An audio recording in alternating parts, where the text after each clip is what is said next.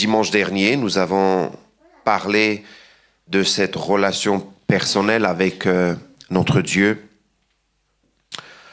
Aujourd'hui, je voudrais continuer toujours dans cette série qui concerne encore une fois donc les relations. Et puisqu'aujourd'hui c'est aussi Pentecôte, je voudrais parler du Saint-Esprit. Je voudrais qu'on puisse se rappeler, encore prendre conscience que nous ne sommes pas seuls. Le titre serait « Je ne suis pas seul, l'Esprit de Dieu est avec moi ». Je ne suis pas seul. Même si parfois je peux me sentir seul, même au milieu des personnes. Sachez une chose, l'Esprit de Dieu est avec vous.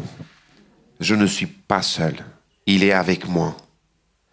Nous avons dit dimanche dernier que dans cette relation que nous avons avec notre Dieu, il y a forcément une fonction de relation qui doit quelque part être amenée pour que ça marche, pour que ça fonctionne. Et nous avons parlé du fait que parfois je parle, parfois je dois me taire pour écouter.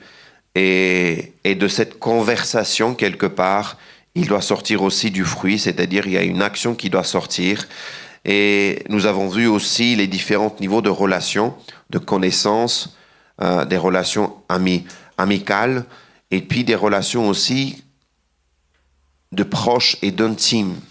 Nous avons vu ça dimanche dernier, nous avons vu que on ne dit pas certaines choses peut-être à des connaissances ou à des amis, mais à des intimes, à ceux qui sont proches. On est comme nous sommes, on s'ouvre, on dit des choses, on partage des choses. Et ce matin, je voudrais qu'on puisse aller aussi plus loin pour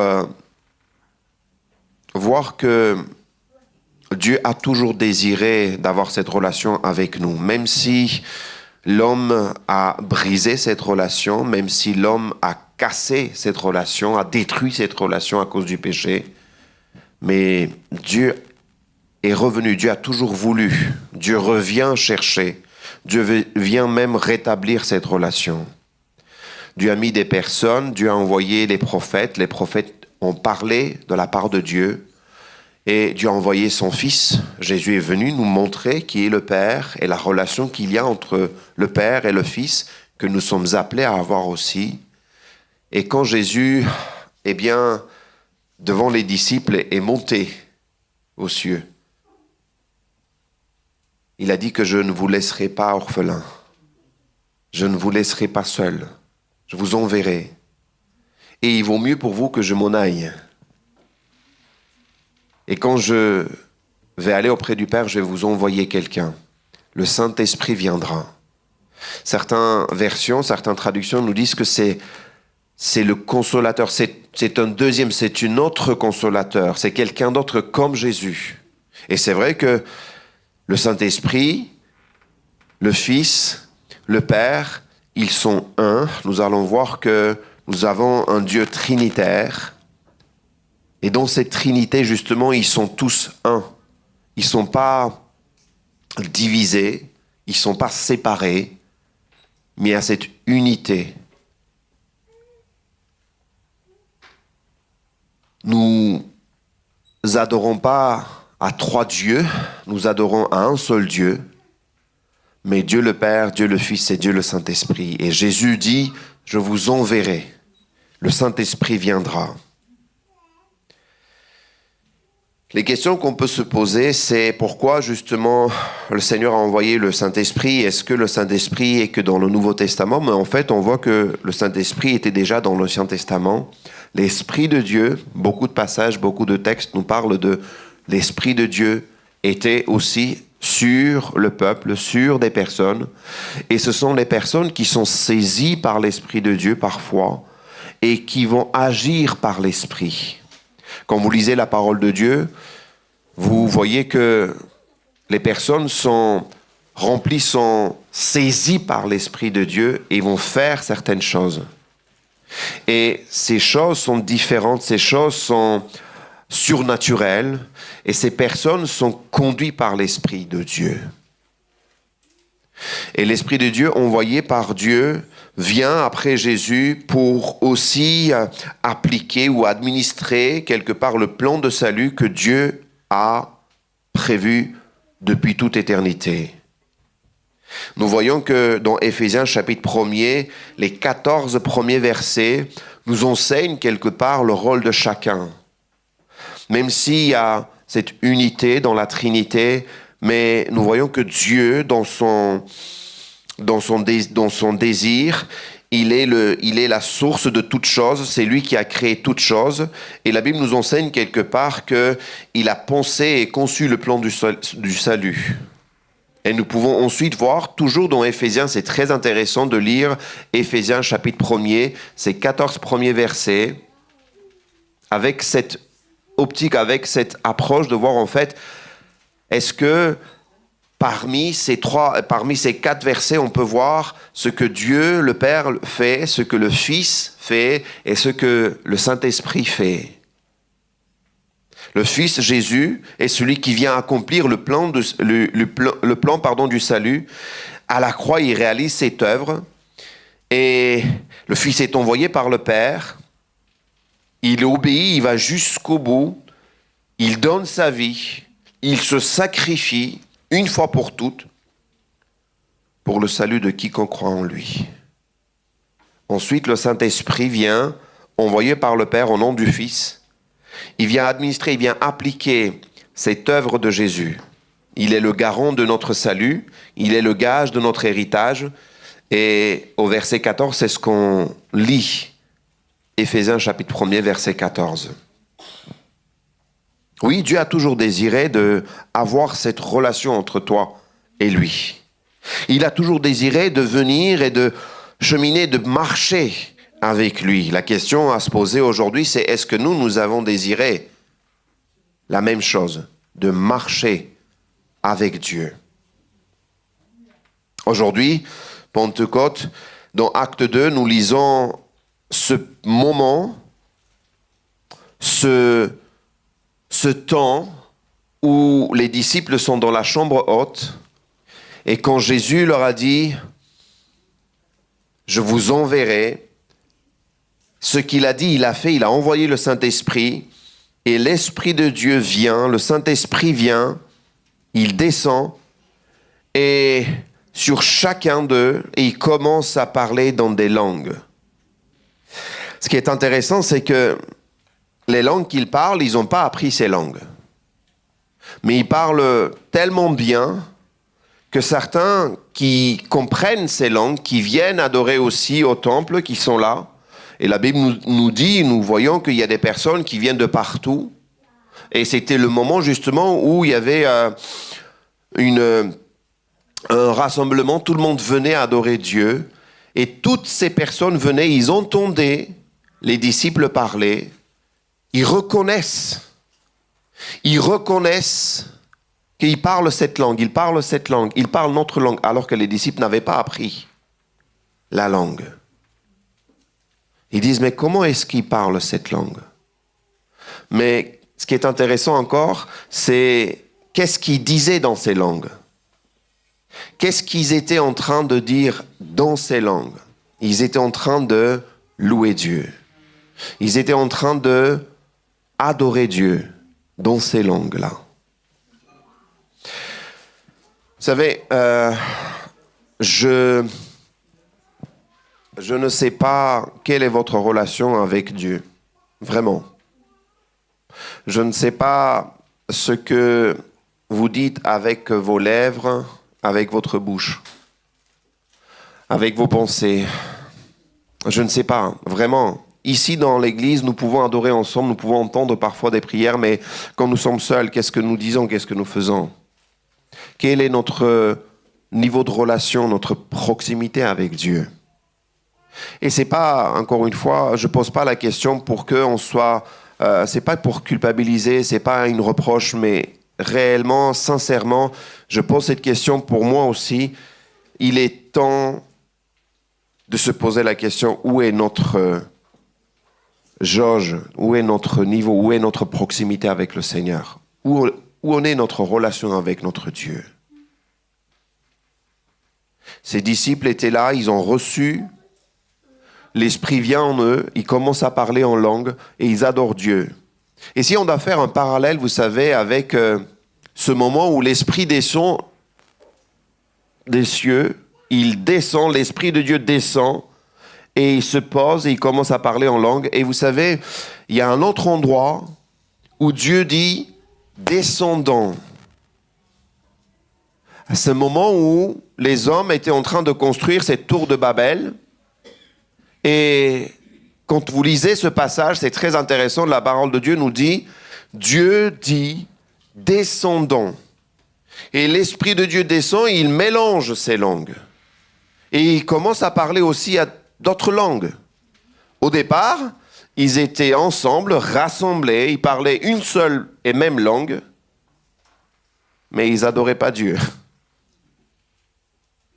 Et quand l'Esprit de Dieu descend, il donne plusieurs langues, ils vont être dispersés. Parce qu'en réalité, la volonté de Dieu était qu'ils soient aussi, qu'ils aillent partout dans le monde, qu'ils puissent amener l'image de Dieu, qu'ils puissent remplir la terre avec l'image de Dieu. C'était ça, en fait, la volonté de Dieu. Mais encore une fois, si on fait ce parallèle avec Pentecôte, où l'Esprit de Dieu descend aussi sur les disciples, et sur ceux qui croient en Dieu, là, les gens, ils parlent en langue, mais chaque langue adore et loue l'Éternel. Ils sont réunis dans le même lieu, là, ici, dans ce passage-là, mais même s'ils parlent de différentes langues, même s'ils parlent dans des langues différentes, ils adorent Dieu. Et je crois que c'est réellement le désir de Dieu, c'est de rassembler toute langue, toute tribu, de toute nation, pour adorer le nom de l'Éternel. Ils louaient le Seigneur, ils proclamaient l'Évangile avec assurance, et il y a vraiment une action, et celui qui peut-être avait du mal ou quelque part disait « je ne le connais pas » va se lever, nous lisons aussi dans Actes des Apôtres, va commencer à prêcher, et il y a une conversion. 3000 personnes se convertissent. Ils se font baptiser. Et l'Église grandit. Ça y est, l'Église est née. Le Saint-Esprit vient. Il vient à la Pentecôte, comme cela a été promis. Et, vous savez, Dieu de son côté continue encore à faire tous les efforts. Et le mot est faible pour moi, faire des efforts. Il n'a pas juste fait des efforts et puis il s'est arrêté, il s'est fatigué, non. Il est allé jusqu'au bout, il fait encore ses pas. Vers toi-même, toi qui es chrétien. Vers moi, moi qui le connais encore. Et encore à moi, il vient me parler à moi aussi. Son désir et que je puisse m'approcher chaque jour encore plus de lui. Le Saint-Esprit, je vous ai dit que c'est l'une des 3 personnes de la Trinité et il est aussi adoré, considéré dans la parole de Dieu de la même manière que Dieu le Père et Dieu le Fils, et il a les mêmes attributs que Dieu, il est omniscient, il est omniprésent. On parle du Saint-Esprit, celui qui te connaît, celui qui est au milieu de nous, celui qui te remplit. Et parfois, on pourrait se dire, est-ce que je connais réellement le Saint-Esprit? Est-ce que j'ai fait la démarche de le connaître? En réalité, le rôle du Saint-Esprit est grand pour nous les chrétiens. Et pour ceux qui ne connaissent pas aussi le Seigneur. Le Saint-Esprit joue un rôle vital, joue un rôle tellement important, c'est son rôle qui fait que, c'est lui qui fait que on vient connaître qui est Christ. On vient découvrir qui est Dieu. Si ce n'est pas lui, ce n'est pas la prédication, ce n'est pas le témoignage, ce n'est pas les prières même. C'est même pas le fait de lire la parole de Dieu, vous savez, qui fait que, ça y est, j'ai compris que non. Si le Saint-Esprit ne nous révèle pas, si le Saint-Esprit ne nous convainc pas, on ne peut pas connaître qui est Dieu, qui est Christ, qu'est-ce qu'il a fait pour nous, qui nous sommes en lui. Que fait le Saint-Esprit, le rôle du Saint-Esprit? Comme on l'a dit, il applique l'œuvre du salut, il adopte, il baptise, il rend témoignage, il convainc, il remplit, il fortifie, il sanctifie, il produit le fruit en nous, le fruit de l'Esprit Saint. Il enseigne, il est la source de vie, la paix, la vérité, la puissance, l'unité, sagesse, adoration, tout ça c'est lui qui fait, il convainc du péché, de justice et de jugement. Il révèle le cœur de Dieu, il prend de ce qui vient de Dieu et il nous transmet. Je ne sais pas si ça vous est déjà arrivé d'avoir des moments où vous êtes convaincu, il vient vous parler et malgré les conseils, malgré les prières, malgré les prédications que vous avez entendues, les moments où les personnes ont pris du temps avec vous pour vous conseiller, ne fais pas ça, fais ça, s'il te plaît. Et vous-même, vous savez que c'est pas bon ce que vous faites. Mais malgré tout ça, vous n'arrivez pas à vous défaire de ce que vous êtes en train de faire. Au moment où le Saint-Esprit vient pour vous convaincre, il vous saisit, il vient remplir. Et c'est lui qui fait ça. Et c'est par l'action du Saint-Esprit, il y a un changement, il y a une transformation qui se réalise dans votre cœur et dans votre vie. Là, il n'y a pas très longtemps, j'ai entendu une histoire. Un pasteur racontait comme quoi un autre pasteur, collègue, lui écrivait une lettre dans laquelle il disait que ce pasteur pleurait parce que, étant aussi serviteur de Dieu, étant aussi mari, étant aussi parent, étant aussi enfant de Dieu, il avait le ministère, mais il y avait quelque chose qu'il n'arrivait pas à se débarrasser. Il avait du mal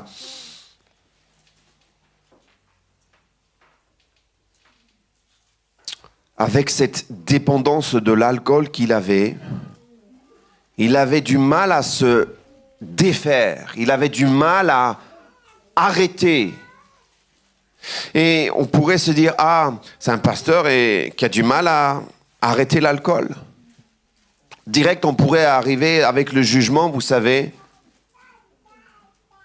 On sait tous, on a tous nos faiblesses, nos failles, nos fragilités. On a tous tout cela. Et ce pasteur écrivait donc à cet autre pasteur qui témoigne, qui dit, je le connais cet homme. Je connais son cœur, je connais son ministère, je connais son amour pour Dieu, je connais son amour pour les gens. Et j'en pleure pour cette dépendance, j'en pleure parce que c'est un pasteur qui est appelé pour le ministère, il fait le ministère. C'est un bon mari, c'est un bon papa. Mais comment se fait-il? Pourquoi? Comment se fait-il qu'il n'arrive pas? Et le pasteur qui témoigne, il disait, quelle réponse je vais donner à cette personne?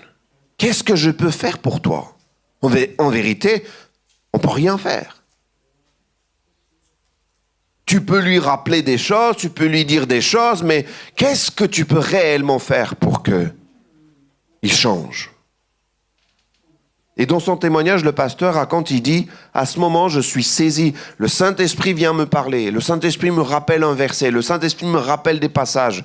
Et je me mets à écrire à ce collègue, je lui dis, nous sommes appelés à refléter l'image de Dieu sur terre.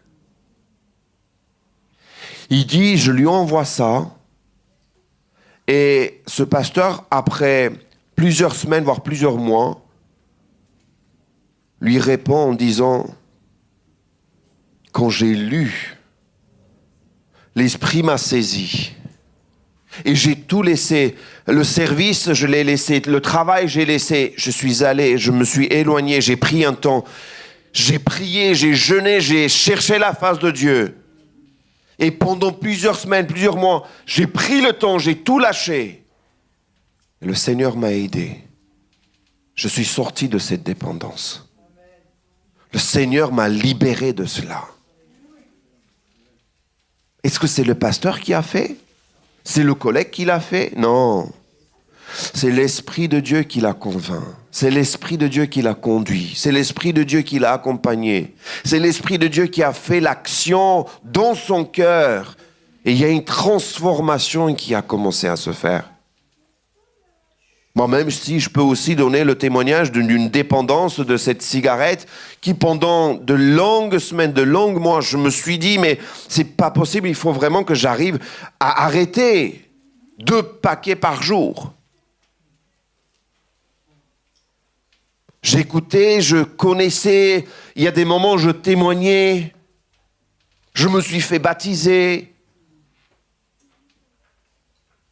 Et l'église que j'allais à cette époque me faisait même lire des psaumes et je me voyais mal, je me disais mais c'est pas possible que je continue à faire ça, je suis pas fait pour ça. Fumer, pourquoi je fais ça? Jusqu'au jour où j'ai dit Seigneur, viens m'aider, j'ai besoin que tu m'aides. Viens me libérer de cela.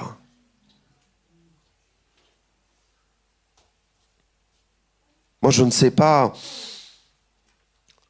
si je demande ici à vous, quels sont les moments où vous vous souvenez, il y a ce temps où l'Esprit de Dieu vient te toucher, te remplir, vous êtes saisi par le Saint-Esprit. Et votre vie, votre manière de faire, votre manière de parler, les choses changent quand c'est l'Esprit de Dieu qui vient agir.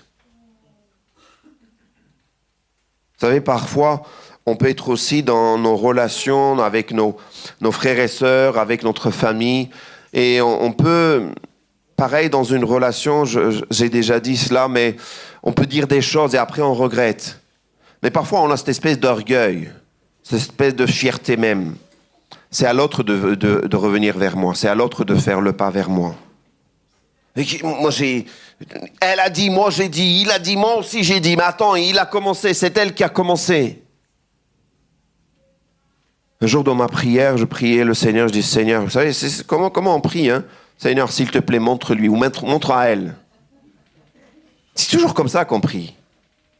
Seigneur, moi j'ai pas de problème, c'est elle, c'est lui qui a le problème.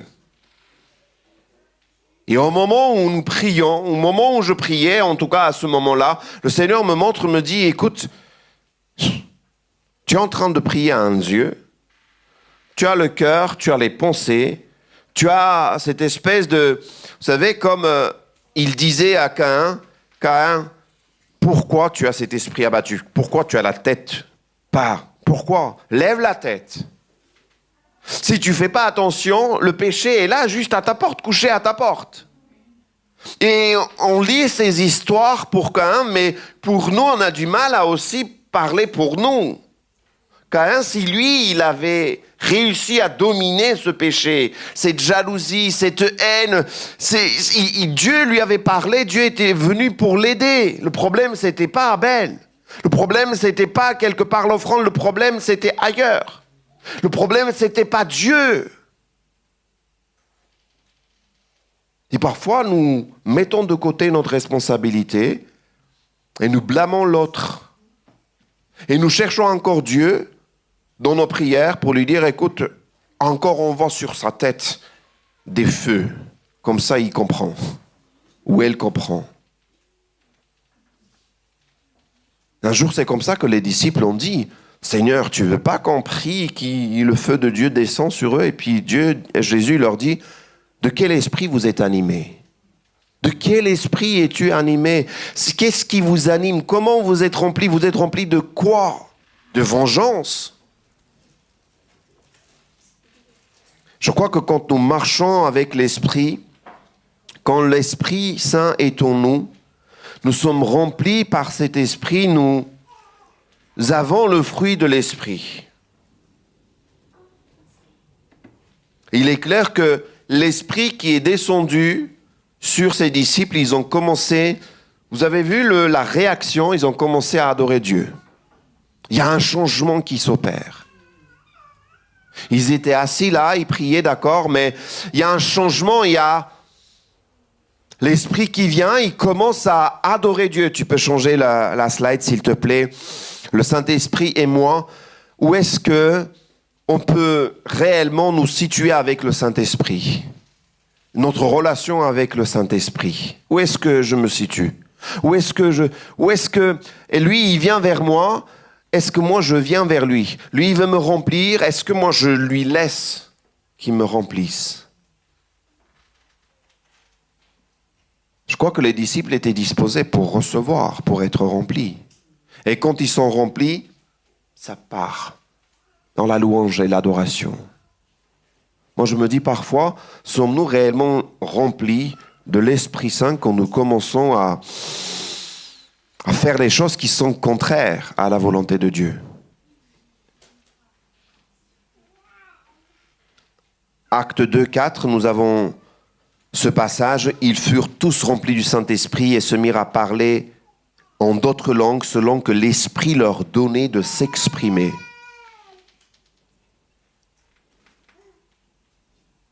Acte 4, 8, pareil. Pierre, rempli du Saint-Esprit, va parler aux chefs du peuple, aux anciens d'Israël. Acte 4, 31, quand ils eurent prié, le lieu où ils étaient assemblés trembla. Ils furent tous remplis du Saint-Esprit et ils annonçaient la parole de Dieu avec assurance. Acte 7, 55, Étienne, rempli du Saint-Esprit. Fixons les regards vers le ciel. Il regarde la gloire de Dieu, Jésus debout à la droite de Dieu, dans les moments les plus difficiles.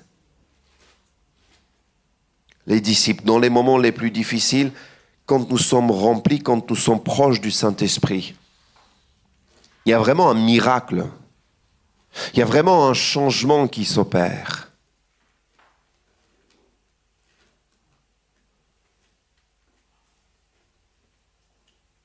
Qu'attend de nous le Saint-Esprit? Plusieurs passages dans la parole de Dieu nous invitent à réfléchir réellement qu'est-ce qu'il attend de nous, le Saint-Esprit. Le Saint-Esprit est venu vers nous et il y a une attente, il y a aussi quelque part quelque chose que nous devons aussi répandre ou agir ou faire.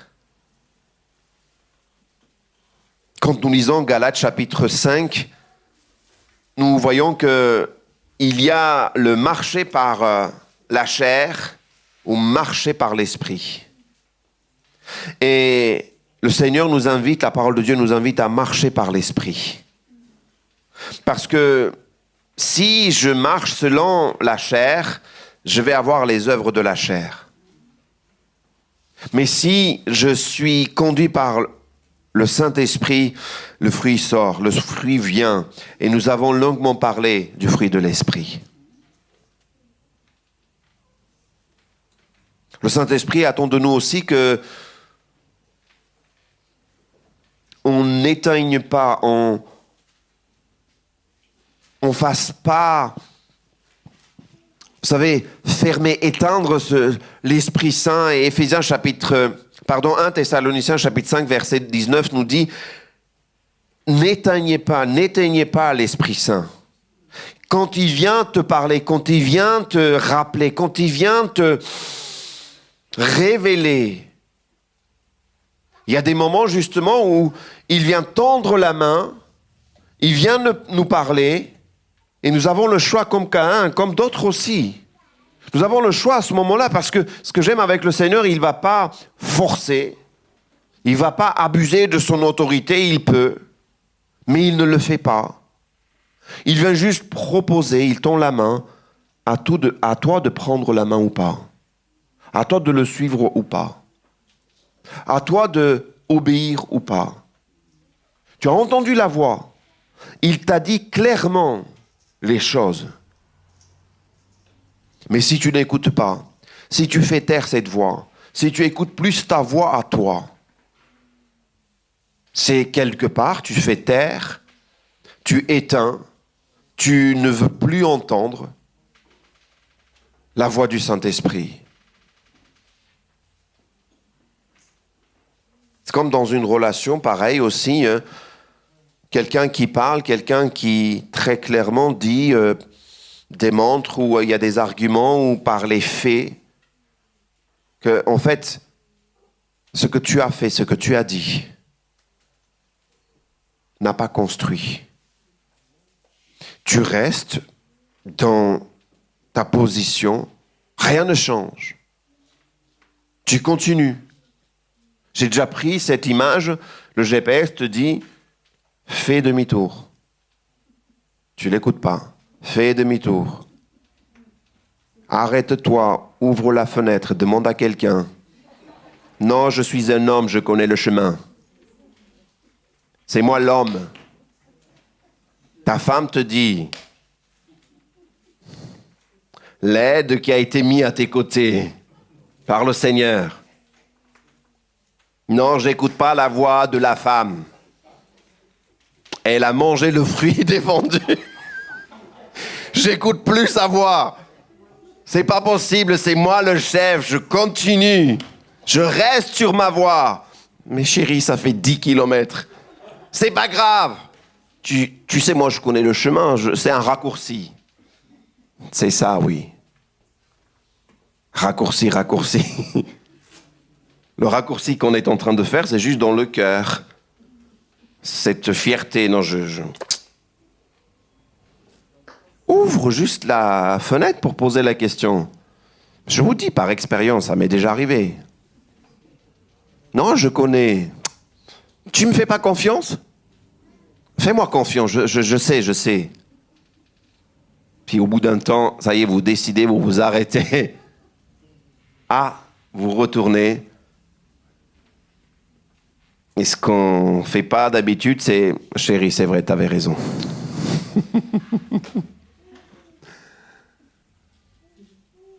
Seigneur, tu avais raison, Seigneur. Tu avais raison, j'ai perdu tout ce temps. J'ai perdu toute cette énergie. Parfois même, j'ai perdu de l'argent. J'ai perdu des amis, j'ai perdu des relations, j'ai perdu aussi le temps que je pouvais aussi passer avec toi. J'ai perdu tout cela. À cause de quoi ? À cause de cette fierté, à cause de cet orgueil, à cause de parce que je me suis dit, je connais, je sais, je continue, je trace ma route. Non, pourquoi tu perds du temps ? Reviens. Éphésiens chapitre 4, verset 30 nous dit aussi, ne pas attrister l'Esprit Saint. Par notre attitude, encore une fois, n'attristez pas le Saint-Esprit. Ensuite, il nous invite à être remplis de l'Esprit Saint. Éphésiens 5. Être remplis de l'Esprit Saint, c'est ce que les disciples faisaient, remplis du Saint-Esprit. Ils commencent à prêcher, ils commencent à annoncer. Parce que vous savez, parfois nous annonçons, nous témoignons, mais si ce n'est pas par l'Esprit que nous faisons, il n'y a pas vraiment un changement. Même nos prières, vous savez, si nous ne prions pas aussi par l'Esprit, poussés par l'Esprit.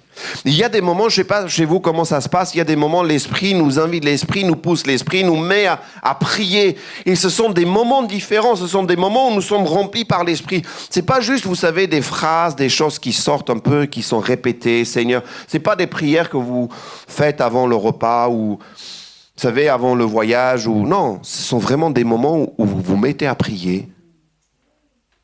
Des prières inspirées, des prières remplies par l'Esprit Saint.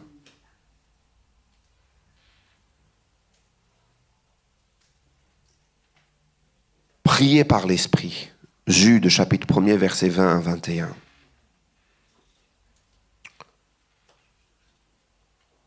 Le temps passe.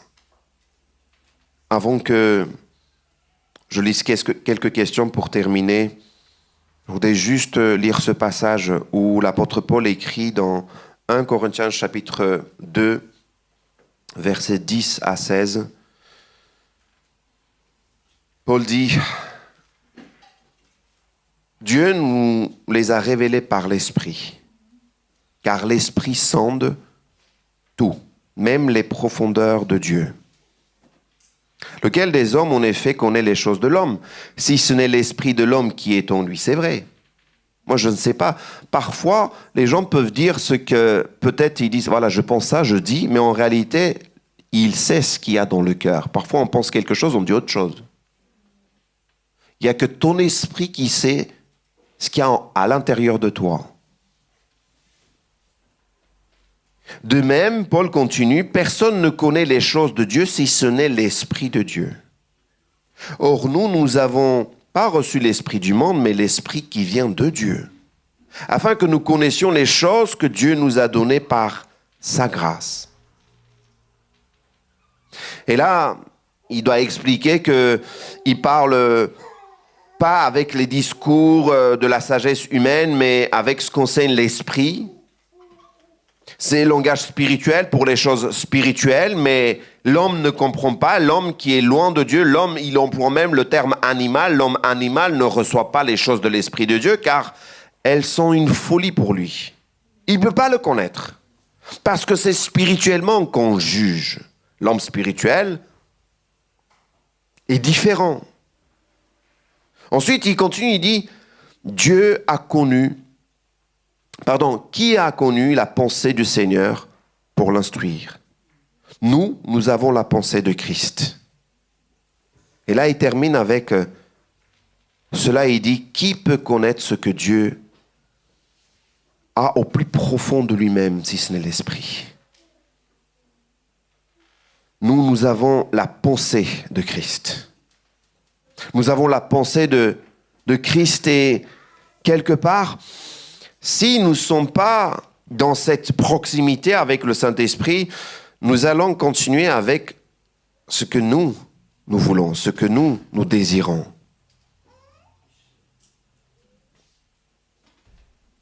Donc je termine avec ces quelques questions. Est-ce que je suis sensible à la voix du Saint-Esprit? C'est une question pour nous tous ce matin. Est-ce que je suis réellement sensible à la voix du Saint-Esprit?